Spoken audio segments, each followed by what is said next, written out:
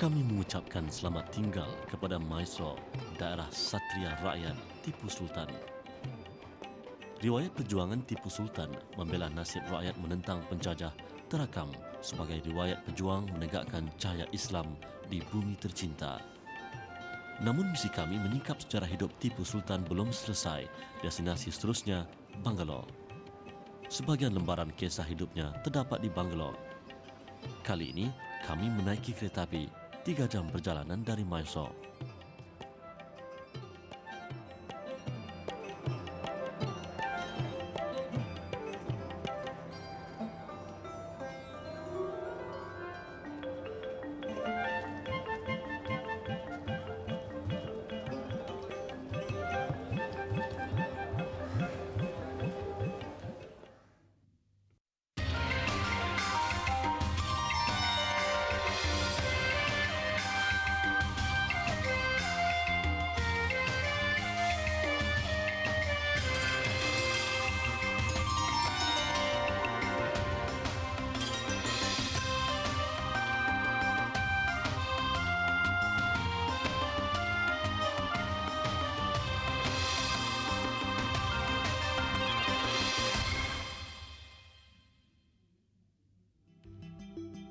Kembara kami masih di selatan India setelah kami jejaki Trivandrum, Rameswaram dan Mysore.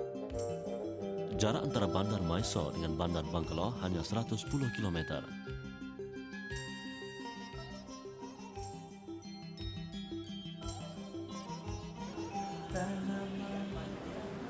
Bangalore, ibu negeri Karnataka, adalah bandar kelima terbesar di benua India. Ternyata Bangalore menjadi semakin padat dengan manusia. Pergelutan mencari rezeki, mengejar dan mengisi waktu adalah paparan realiti kehidupan. Jumlah penduduknya 5 juta orang dengan 20% daripadanya beragama Islam.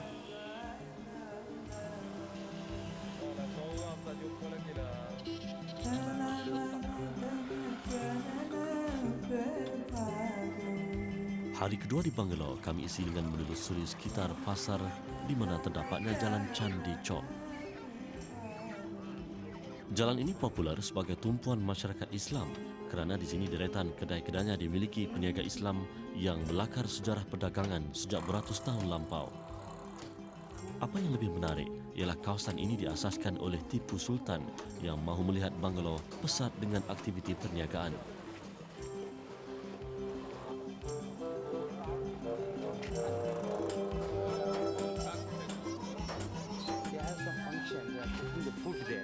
Tanpa dirancang, kami berkesempatan singgah di halaman sebuah rumah di mana beberapa lelaki sedang sibuk memasak.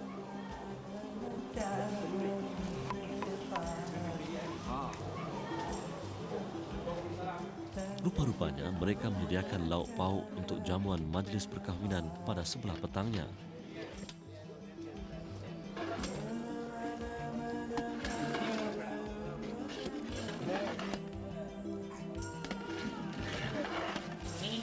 Di kawasan ini terdapat seramai 50,000 penduduk Islam hidup dalam suasana harmoni meneruskan tradisi dan budaya nenek moyang sejak hampir 300 tahun lampau.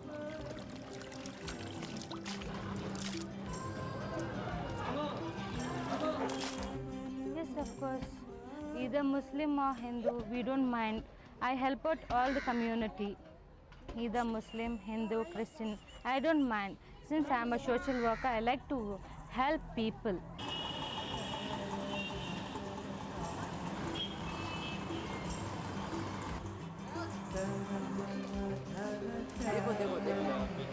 Seterusnya, kami temui Muhammad Pia, peniaga cermin mata berusia 66 tahun di pinggiran jalan pasar. Dahulunya, Muhammad Pia memiliki kilang dengan 10 pekerja, tetapi kilangnya ditimpa petaka apabila musnah dijilat api.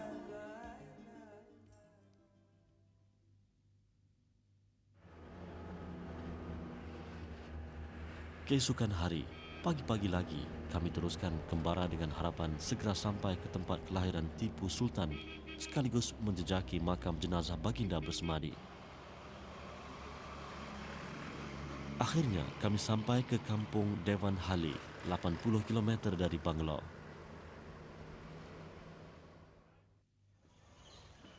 Suasana kampung Nan Permai berterusan seperti biasa. Penduduk kampung pasti tidak menduga akan menerima kunjungan kami yang merantau jauh semata-mata untuk menyingkap kisah Tipu Sultan.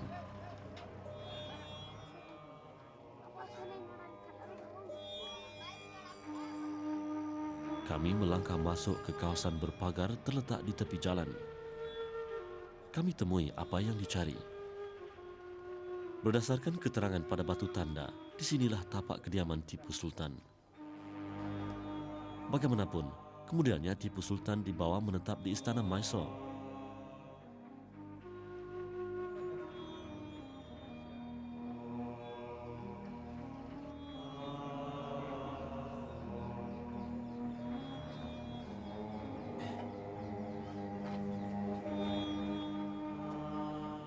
Ini adalah sebahagian daripada lukisan menggambarkan suasana pertempuran antara bala tentera Tipu Sultan dengan pihak Inggeris.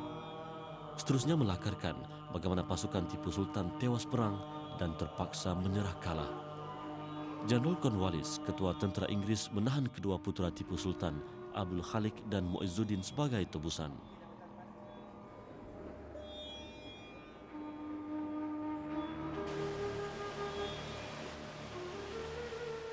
Luar kota Srirangapatana. Akhirnya pahlawan rakyat Tipu Sultan gugur syahid. Di tempat inilah jasad Tipu Sultan ditemui tidak bernyawa lagi. Jenazah Tipu Sultan tidak dikenali kerana kecederaan teruk pada mukanya. Sehinggalah salah seorang tentera dapat mengenal pasti identiti Tipu Sultan setelah terpandang tali pinggang berwarna belang harimau.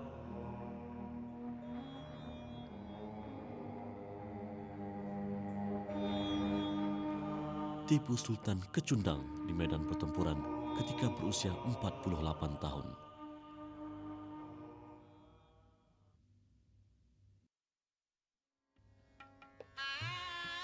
Gumbaz atau kubah bulat mulanya dibina sebagai tempat persemadian jenazah Haider Ali, ayahanda Tipu Sultan.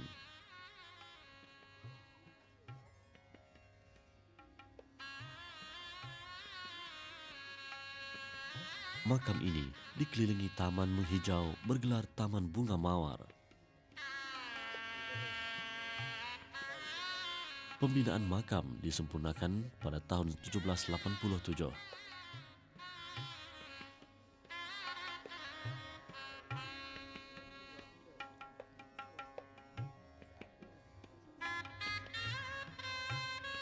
Tiang-tiang hitam ini adalah struktur batu marmer hitam. Di dalam gumbaz bersemadi jenazah ayah dan bonda Tipu Sultan tercinta. Apabila Tipu Sultan mangkat, jenazahnya dimakamkan bersebelahan Haider Ali dan isterinya Fatimah Begum. Hari ini makam Tipu Sultan dikunjungi tanpa henti, bukan saja oleh pengunjung Islam, tetapi juga masyarakat bukan Islam.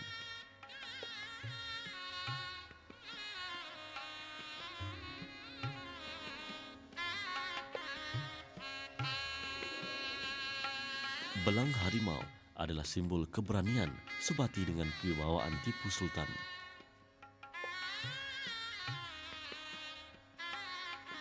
Bagaimanapun Tipu Sultan juga turut dikenali sebagai pendakwah, tidak pernah jemu-jemu menyampaikan ilmu agama.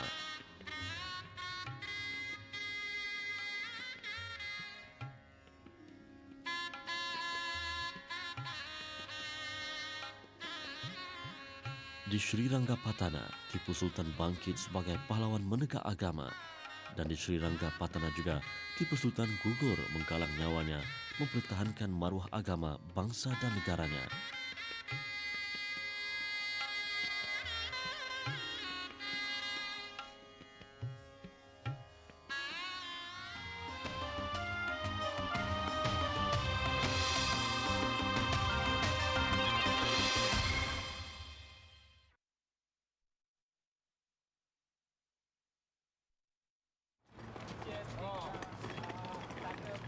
Selepas 2 hari di Bangalore, kami bersiap menuju destinasi seterusnya. Kami akan menjejaki tapak empayar kerajaan Hindu Wijayanagar terletak di daerah Hospek. Beginilah keadaan kami. Setiap kali beralih arah, setiap kali itulah barang keperluan dipunggah.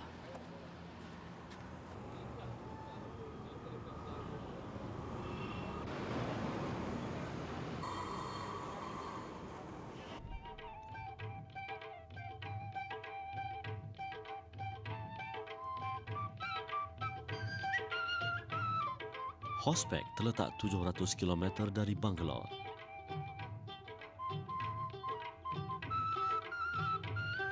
Sembilan jam menempuhi laluan darat cukup mencabar. India cukup luas menawarkan pelbagai suasana panorama serta ragam rubah fizikal bumi. Ada ketikanya keadaan jalan tidak mengizinkan kami bergerak pantas menuju destinasi.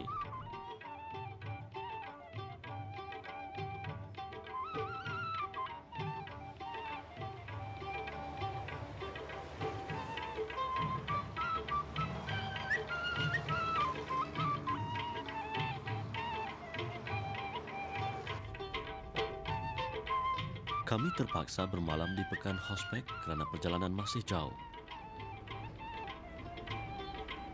Keesokan paginya kami bertolak menuju Hampi, kawasan tinggalan kota warisan Empayar Vijayanagar. Hampi jauhnya hanya 16 km dari tempat kami menginap.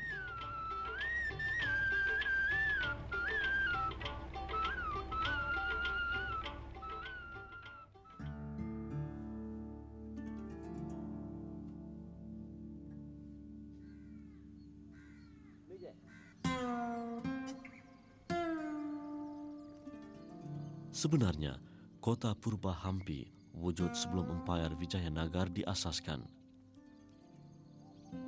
Empayar Vijayanagar kemudiannya berkembang luas dan amat disegani. Kedudukan kota dikelilingi bukit bukau berbatu menyukarkan pihak musuh mengatur serangan. Sehinggalah empayar ini dibolosi apabila 5 raja daripada 5 kerajaan bersatu menyusun strategi.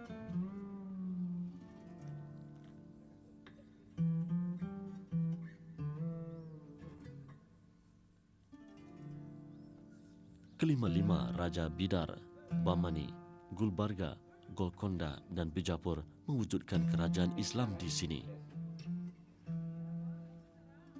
Uniknya kawasan ini ialah ia bagaikan taman luas sejauh mata memandang.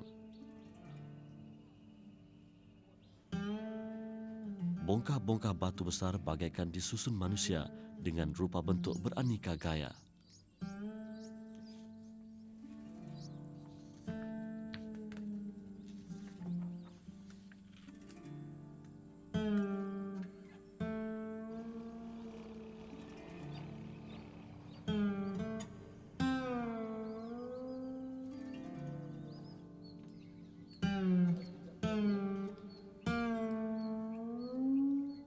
Reka letak infrastruktur di kota Hampi ini disusun rapi, lengkap dengan segala kemudahan.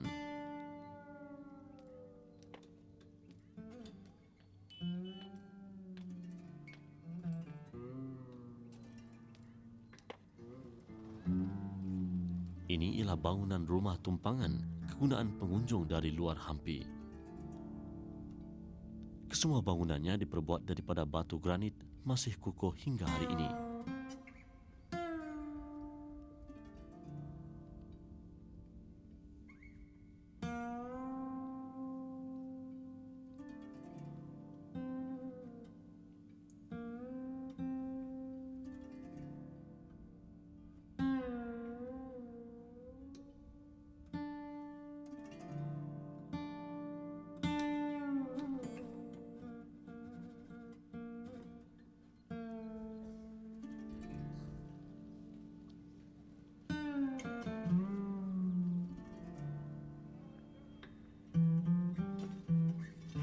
Kota Hampi terletak jauh di pedalaman tetapi tidak pernah sunyi daripada kunjungan manusia. Kegemilangan sejarah silam terungkap kembali pada sesiapa sahaja yang berhenti walau sejenak di kota Hampi.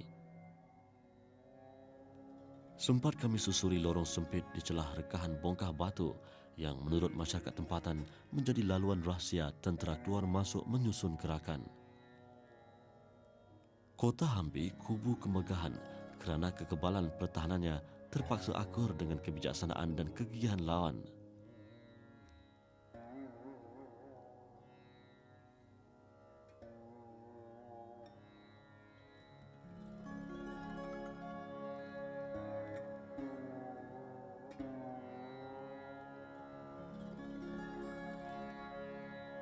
Sejarah silam berlalu Tetapi kota Hampi terus memukau pandangan. Seharian di sini pasti terusik dengan suasana permai desa.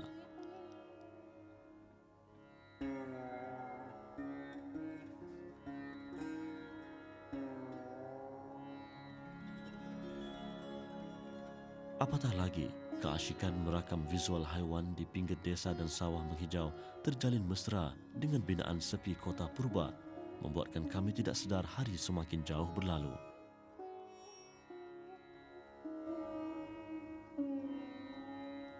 Kawasan ini dipanggil Bazar.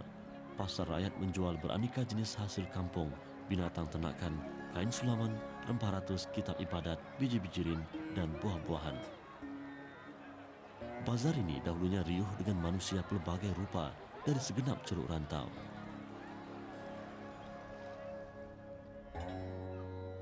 Kini sesekali haiwan cerpelai memintas dataran lapang menuju rimbunan semak.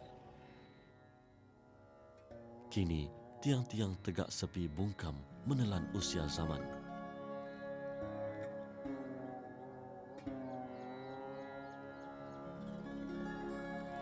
Kota Hampi juga lembah rezeki penduduk meneroka tanah untuk tanaman pisang.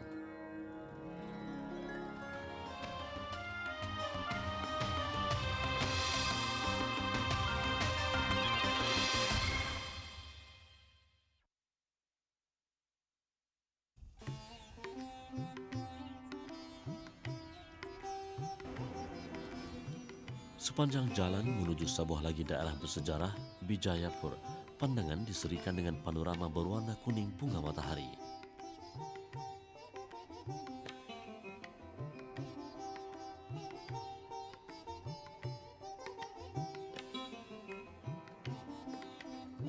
Di tepi jalan, kami berhenti untuk mengisi perut kosong, walaupun waktu makan tengah hari lama berlalu.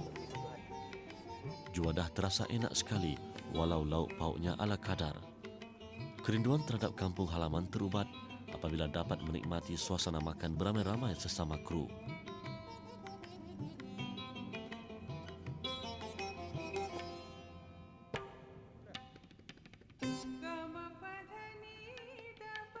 Destinasi menuju Bandar Bijayapur sejauh 500 km dari Hospet, manakala dari Mysore kami telah mengembara sejauh 3,000 km. Jauh perjalanan banyak pemandangan. India, bumi terbentang luas menyimpan pelbagai khazanah silam. Apa yang pasti, India, bumi dinasti Kesultanan Islam selama beberapa dekad ini bakal mengukir kembara kru jejak Rasul.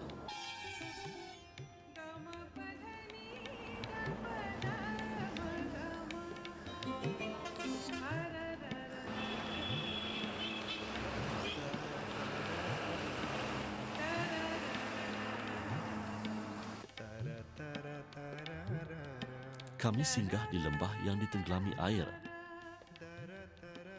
Sangka kami tempat ini tinggalan kota tenggelam, tetapi meleset apabila ia hanya binaan membakar batu secara tradisi.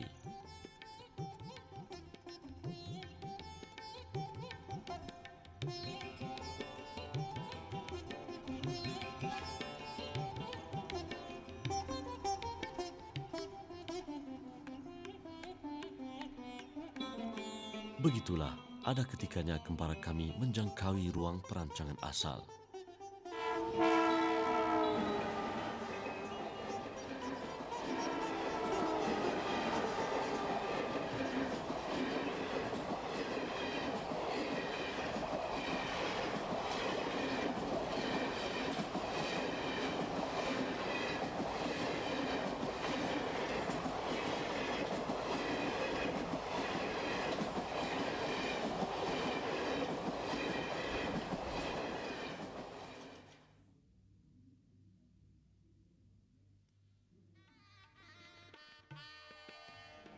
Pencarian mengesan tinggalan Islam menemui penghujung apabila di Bijayapur kami temui Gol Gumbaz. Gol Gumbaz sayup-sayup dilapisi kabut subuh dingin terakam sebagai satu lagi mercu tanda Islam dibina Sultan Muhammad Adil Shah. Bersama kami esok dalam Jejak Rasul menjelajah bumi India.